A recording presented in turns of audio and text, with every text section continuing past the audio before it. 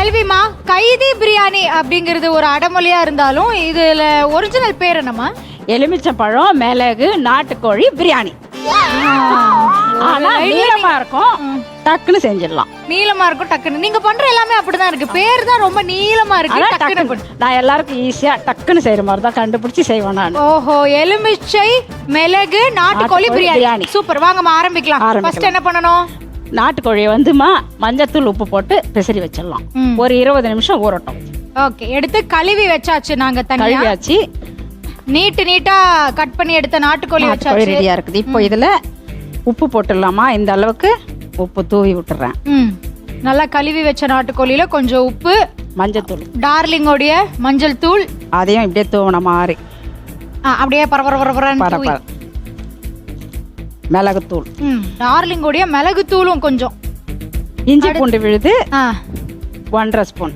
1.5 spoon இஞ்சி பூண்டு விழுது. இஞ்சி பூண்டு எல்லாம் சமமா எடுத்துக்கணுமா? ஆமா. இப்போ இதை நம்ம பெசரி ஒரு 20 நிமிஷம் ஊற வச்சிடலாம்.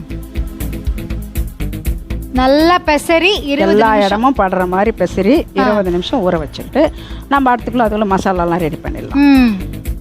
எடுத்து தனியா வச்சிடலாமா? ஓகே, நல்லா கிளறியாச்சு. 20 மினிட்ஸ் தனியா எடுத்து வச்சிருங்க. செல்விமா, ஓகே சொல்லுமா. பிரியாணி பண்ண ஆரம்பிக்கலாமா? ஓகே, அடுப்பை பத்த வச்சாச்சு. இப்போ இந்த மாதிரி குண்டாலையும் பண்ணலாம், குக்கர்லயும் பண்ணலாமா? குக்கர்லயும் பண்ணலாம். இப்போ நல்லெண்ணெய் ஊத்திடலாம். கோல்டு வின்னரோடைய நல்லெண்ணெய் கொஞ்சமா ஊத்தணுமா? எப்படி? ஒரு 6 ஸ்பூன் வர அளவுக்கு ஊத்தலாம். ஓகே,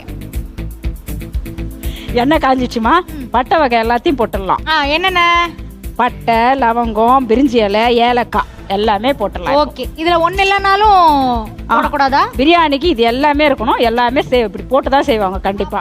சொல்லுங்க, இப்போ நார்மல் பிரியாணி, இப்போ இந்த பிரியாணி வாரத்துல இருக்கும், ஒவ்வொரு நாளும் விதவிதமான பிரியாணிகள்லாம் நம்ம ரெசிபி பாக்குறோம் நம்ம கிச்சன் கலாட்டால. ஆனா இந்த நாட்டுக்கோழி பிரியாணிக்கும் சாதா பிரியாணிக்கும் என்ன வித்தியாசம்? நாட்டுக்கோழி பிரியாணில சுவையும் இருக்கும், சத்தும் அதிகம், டேஸ்ட் நல்லா எடுத்து கொடுக்கும். இது ஒண்ணுதான் வித்தியாசமா? இன்னும் நிறைய வித்தியாசம். எங்க சொல்லுங்க பார்க்கலாம், 5 வித்தியாசம். நாட்டுக்கோழி நம்ம ஏன் செய்யறோம்னா, அது வந்து நம்ம வீட்டுல வளர்த்து அதுவே அங்க இருக்கிற இலை, புழு, பூச்சி இதெல்லாம் தான் சாப்பிடும். அதனால நம்மளுக்கு உடம்புக்கு எந்த எஃபெக்டும் வராது. ஓஹோ, அதனால நம்ம நாட்டுக்கோழி சாப்பிடுறது ரொம்ப பெஸ்ட். இப்போ வெங்காயம் போட்டுடலாமா? பட்டெல்லாம் இதுவாயிடுச்சு. இந்த அளவுக்கு வெங்காயம் போட்டா போதும். ஒரு கப் அளவுக்கு பெரிய வெங்காயம் நீட்டா கட் பண்ணி போட்டுடலாம்.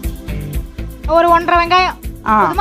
வெங்காயம் விலை அதிகமா இருந்தா அப்படியெல்லாம் அதிகமா இருந்தா கூட போடுற அளவு போட்டாதான் டேஸ்ட் எடுத்து கொடுக்கும். இந்த உலகத்துல விலைவாசி ஏறினாலும் நம்ம செல்விமாக்கு கவலையே கிடையாது. 1 கிலோ நாட்டுக்கோழினா 1 கிலோ நாட்டுக்கோழி அதுக்கு தகுந்த அளவு போட்டாதான் நல்லா இருக்கும். வெங்காயத்துல குறைச்சிட்டோம்னா டேஸ்ட் போயிடும். அப்புறம் நான் செஞ்சு நல்லா இல்லைன்னு நீங்க சொல்லிடுவீங்க, வெங்காயத்து மேல சொல்ல மாட்டீங்க. உங்களை போய் நான் அதான் சொல்லுவேனா. உங்களுக்கு என்ன பிரியாணிமா பிடிக்கும்? நம்ம ஊரு ஆம்பூர் பிரியாணியா, வாணியம்பாடி பிரியாணியா? நாங்க ஆம்பூர் பிரியாணிக்கு தான்மா போவோம். இப்ப பச்சை மிளகா போட்டுடலாமா? சரி, பெரிய வெங்காயம் நீட்டா கட் பண்ணி ஒரு 4 பச்சை மிளகா இந்த மாதிரி கட் பண்ணி போட்டுடலாம். ஓகே, 4 பச்சை மிளகாவும் சேர்த்துக்கிட்டோம். பெரிய வெங்காயமும் ஓரளவுக்கு நல்லா அதையும் வதக்கிட்டு பொன்னிறமா வந்து ஒரு 5 நிமிஷம் பொறுத்து தக்காளி போடலாம். இப்போ கைதி பிரியாணி அப்படின்னு ஏமா பேர் வந்துச்சு? அது டேஸ்ட் எல்லாம் நல்லா இருக்குதுன்னு சொல்லிட்டு அந்த படத்தினால அது ரொம்ப பிரபலம் ஆயிடுச்சு. ஓகே, நீங்க கண்டுபிடிக்க மாட்டீங்கன்னு கண்டுபிடிச்சிட்டீங்க. தக்காளி போட்டுடலாமா? ஓகே, சோ பச்சை மிளகா, வெங்காயம் இந்த அளவுக்கு தக்காளி பொடியா கட் பண்ணி நீளமா. இவ்வளவு அழகா எப்படிமா கட் பண்ணீங்க? இந்த மாதிரி கட் பண்ணி போட்டோம்னா நல்லா சீக்கிரமா வதங்கிடும். ஓகே, இந்த அளவுக்கு தக்காளி போட்டுடலாம். வெங்காயம் கட் பண்ண மாதிரியே வெங்காயமும் பிரியாணிக்கு நீட்டா தான் கட் பண்ணி போட்டோம்னா நல்லா இருக்கும்.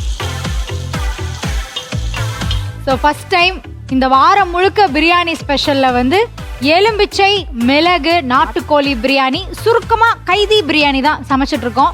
செல்விமா வந்து பரபரப்பா சமைச்சிட்டு இருக்காங்க.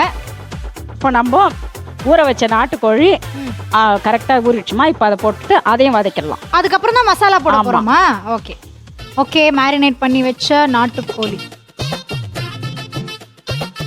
இப்போ நம்ம இந்த எண்ணெயிலேயே வதக்கும் போது நாட்டுக்கோழி பாதி வெந்துடும். அதனால நம்ம கவலைப்பட தேவையில்ல. சிம்ல வச்சு இப்போ நிதானமா வதக்கலாம். இப்போ எலுமிச்சை, மிளகு, நாட்டுக்கோழி பிரியாணி வந்து என்ன அரிசியில பண்றோம்? பாஸ்மதியா, சீரக சம்பால பண்ணா டேஸ்டா இருக்கும். அப்படியா? ஆமா, எனக்கு சீரக சம்பா அரிசி தான் ரொம்ப பிடிக்கும். சம்பால செஞ்சா இன்னும் டேஸ்டா இருக்கும். ஆனா இப்போ மத்தவங்க வந்து பாஸ்மதியில கூட பண்ணலாமா? பண்ணலாம். உங்களுக்கு ரொம்ப ரொம்ப பிடிச்ச சாப்பாடு என்னமா? நான் வந்து இந்த களி, புட்டு, திம்பிளி, கேழ்வரகு அடை, சோள அடை, ஆமா நீங்க போன தடவை சொன்னீங்கல்ல அதெல்லாம் களி தான் எல்லாம் நான் ரொம்ப நிறைய பிடிக்கும்னு. சாப்பிடுவேன். எண்ணெய் இந்த பூரி வடை இதெல்லாம் நான் சாப்பிட்றதே கிடையாது. உங்களுக்கு பூரி சாப்பிடணும்னு ஆசையே வராது? ஆசை இருந்தாலும் நான் அடக்கிட்டோம், நான் சாப்பிட்றதில்ல. எல்லாருக்கும் செஞ்சு கொடுப்பேன், ஆனா சாப்பிட மாட்டேன் நான். அப்படிதான் இருக்கணும். என்ன இருக்கு அப்படி என்ன போட்டு நீங்க பூரி பட்டூரா இதெல்லாம் பண்ணா என்ன யூஸ்? நல்ல சத்தா இருக்கு. அதை சாப்பிட்டுட்டு உடம்பு சரியில்லாத ஏன் அவசரப்படணும்? அதை விட சத்தானதை கொஞ்சமா சாப்பிட்டு திடமா இருக்கலாம். செல்விமா கிட்ட இருந்து எத்தனை விஷயம் கத்துக்கலாம் பாருங்க. இந்த வயசுலயும் வந்து ஆரோக்கியமா இருக்கணுங்கிறத எல்லார்கிட்டயும் முடிஞ்ச அளவுக்கு சொல்லிட்டு இருக்காங்க. இப்ப மசாலா போட்டுடலாமா? நல்லா வதங்கிடுச்சு பாருங்க. ஓரளவுக்கு அந்த மசீர இதுக்கு வந்துருச்சு. நல்லா வதங்கிடுச்சு பாருங்க. எஸ், எல்லா மசாலாவும் இப்ப போட போறோம். இது காஷ்மீரிமா, கொஞ்சமா போடலாம். காஷ்மீரி டார்லிங்கோடைய காஷ்மீரி சில்லி பவுடர் கொஞ்சமா ஒரு ஸ்பூன் அளவுக்கு. பிரியாணி மசாலா, டார்லிங்கோடைய பிரியாணி மசாலா. இது ஒன்னு இருந்தாலே போதும், அதுல எல்லாமே கலந்துருக்கு. இதுல ஒரு 1.5 ஸ்பூன். ஓகே, சூப்பர் டேஸ்டா இருக்கும். ஒரு 1.5 ஸ்பூன். இப்போ வெறும் மிளகாத்தூள் ஒரு 3 ஸ்பூன் அளவுக்கு இதுல போட்டுடலாமா? ஓகே, டார்லிங்கோடைய வெறும் மிளகாத்தூள் இப்படி தூவன மாதிரி 3 ஸ்பூன். அப்புறமா உப்பு, கல்லுப்பு போடலாமாமா? கல்லுப்பு கூட போடலாம். நான் இந்த சால்ட் போடுறேன். நம்ம வந்து பெசரும் போதே கொஞ்சம் ஒரு ஸ்பூன் உப்பு போட்டிருக்கோம், அதனால இப்போ ஒரு ஸ்பூன் போடலாம். அப்புறமா நம்ம பார்த்துட்டு செக் பண்ணிட்டு போடலாம். கரெக்ட். நம்ம பிசைஞ்சு வச்ச ஒரு ஸ்பூன் உப்பு மறந்தே போயிட்டோமா? நான் மறக்க மாட்டேன். நான் இதுலயே தான் கவனமா இருப்பேன். கரெக்டா ஏன்னா நல்லா வரணும், எல்லாரும் சாப்பிடணும். என்ன ஏமாத்த முடியாது. மறக்கவே மாட்டேன். ரொம்ப ஷார்ப். அதெல்லாம் கரெக்டா கவனம். நான் மட்டும் எப்படி இருக்கு? ஓகே, இப்போ வந்து இத மசாலாலாம் நல்லா இறங்குற அளவுக்கு நம்ம மெதுவா கலரிக்கினே இருக்கலாம் ஒரு 10 நிமிஷம். ஓகே, சிம்மில் வச்சுட்டு. பச்சை வாசல்லாம் போயிடும் இப்படி நம்ம கலர். ஏன்னா நம்ம இஞ்சி பூண்டு அப்படியே போட்டிருக்கோம் இதெல்லாம் நம்ம பெசரும் போது. அதுல போட்டது அந்த பச்சை வாசல்லாம் போயிடும். ஓகே மா, பச்சை வாசனைன்னு சொல்றீங்க, ஆனா உள்ள சிவப்பால இருக்கு. சிகப்பு அது வந்து மசாலாமா. இஞ்சி பூண்டு எல்லாம் போட்டு வெங்காயம் எல்லாம் போட்டதுனால அது பச்சை வாசனைன்னு சொல்லுவோம். ஆமா ஆமா ஆமா, இது கேட்டது ஏன் தப்பு தான், ரொம்ப தப்பு தான். நல்லா வெந்திருச்சாமா? இப்போ இது நல்லா வதங்கிடுச்சுமா. இப்போ தண்ணி ஊற்றலாம். ஓகே, ஒரு 5-10 மினிட்ஸ் சிம்மில். இதில் வந்து ஒரு கப்பு ஃபுல்லாக நான் சீரக சம்பா எடுத்துருக்கிறேன். இப்போ 1.5 கப்பு தண்ணி ஊற்றப்பா. அவ்வளோதாங்க. ஒரு டம்ளர் சீரக சம்பாக்கு 1.5 கப்பு தண்ணி, அவ்வளோதான் அளவு. அதுக்கு மேலே அதிகமாகிட்டா குழஞ்சிடும். குழஞ்சிருமா? குழஞ்சி போயிடுமா? ஓ, இப்போ இது வந்து நல்லா ஒரு 20 நிமிஷம் நல்லா வேகட்டும். நம்ம அப்புறமா அரிசி போடலாம். அவ்வளோதான். 20 நிமிஷம் சிம்மில் இருக்கணுமா? ஹையா? ஒரு 10 நிமிஷம் ஹையா இருக்கட்டும், அப்புறம் சிம் ஆக்கிடலாம். ஓகே, மூடிடவா? மா 15 நிமிஷம் கொதிச்சிருச்சு. வெந்துருச்சா நாட்டுக்கோழி?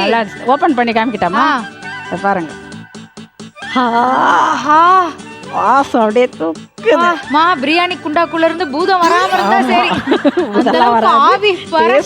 ஆவி பறக்க பிரியாணி வரப்போகுது. அந்த அளவுக்கு ஆவி பறக்க ஒரு சூப்பரான நாட்டுக்கோழி அப்படியே கொதிச்சிட்டு இருக்கு. அடுத்து என்னமா பண்ண போறோம்? இப்போ நம்ம 1.5 கப்பு கழுவி வச்சு சீரக சம்பா அரிசியை போட்டுடலாமா?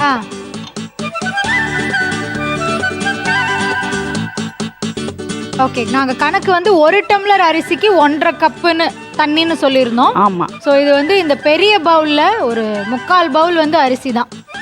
ஸோ பவுல் கணக்கு எடுத்துக்கிறவங்க எடுத்துக்கலாம், இல்லாட்டி டம்ளர் கணக்கும் எடுத்துக்கலாம். இப்போ இதில் நம்ம சீரக சம்பா அரிசி போட்டுட்டோமா, புதினா மல்லித்தழை கொஞ்சம் நெய் போட்டுட்டு மூடி வச்சிடலாம். ஓ ஓகே, பண்ணுவோமா? ஆமாம், மல்லித்தழை இந்த அளவுக்கு பொடியாக கட் பண்ணி துவன மாதிரி போட்டுடலாம். ஓகே, ஒரு புதினா இந்த கப் அளவுக்கு. ஆஹா, ஒரு அரைக்கட்டு மல்லி, அரைக்கட்டு புதினா. இப்போ வந்து நெய் வந்து 1 ஸ்பூன் அளவு. ஓகே, ஒரு டேபிள் ஸ்பூன் நெய். நல்லா தாராளமாக விட்டுக்கலாம். பரவாயில்ல, 1 ஸ்பூன் போதும். எனக்கு நெய் ரொம்ப பிடிக்குமா. இப்போ கலரிட்டு மூடி வச்சிடலாமா? ஓகே, சிம்மில் தான் வச்சு சிம்மில் இருக்கணும்மா. இப்போ சிம்மில் எவ்வளோ நேரம் இருக்கணும்? ஒரு 20 நிமிஷம் இருக்கட்டும். நம்ம வந்து அது 3/4 பதம் வெந்திருக்கும் போது எலுமிச்சை சாறு புழிஞ்சிட்டு, முந்திரி வந்து நான் துருவி தான் போடுவேன் இந்த பிரியாணிக்கெல்லாம். முழுசா போட்டா எடுத்து போட்டுறாங்க. அதனால ஆமா, அதனால முந்திரி நான் தூவி விட்டேன்னா எல்லாருக்கும் முந்திரி போட்டதே தெரியாது. ஆனால் டேஸ்ட் சரியான டேஸ்டா நல்லா இருக்கும். பாத்தீங்க, எங்க சுந்தரி சொல்றதை கேட்டீங்கல்ல. முதல்ல கருவேப்பிலை எடுத்து போடுவாங்க, பொங்கல்ல மிளகு எடுத்து போடுவாங்க. இப்போ என்னடானா பாயசம் பிரியாணியில உங்களுக்கு போனா போகுதுன்னு கடன் வாங்கி முந்திரிய பருப்பு எடுத்து போட்டா முந்திரி பருப்பே எடுத்து வெள்ள. யாருமா உங்க வீட்டுல முந்திரி பருப்பு எடுத்து வெள்ள வைக்கிறது? போடுவாங்களோன்ட்டு ஒரு பயம். ஏன் நம்ம கவலைப்படணும்? துருவி போட்டா எதுவுமே கண்ணுக்கே தெரியாது, அப்படியே எல்லாரும் சாப்பிட்டுடலாம். எல்லாருக்குமே அந்த ஸ்ட்ரென்த் கிடைக்கும். ஓகே, இமேஜினேஷனா? Very nice. சரிம்மா, 20 நிமிஷம் நல்லா சிம்மில் இருக்கணுமா? சிம்மில் தான் இருக்கணும். இப்போ குக்கரா இருந்துச்சுன்னா எவ்வளவு விசில் விடணும்? குக்கர்ல வந்து 2 விசில். நாட்டுக்கோழிக்கு 2 விசில் 2 போதுமா? விசில் போதும். நிஜமாவா சொல்றீங்க? நிஜமாதான் 2 விசில்மா. செல்விமா வந்து எல்லாமே ரொம்ப புதுசா சொல்றாங்க.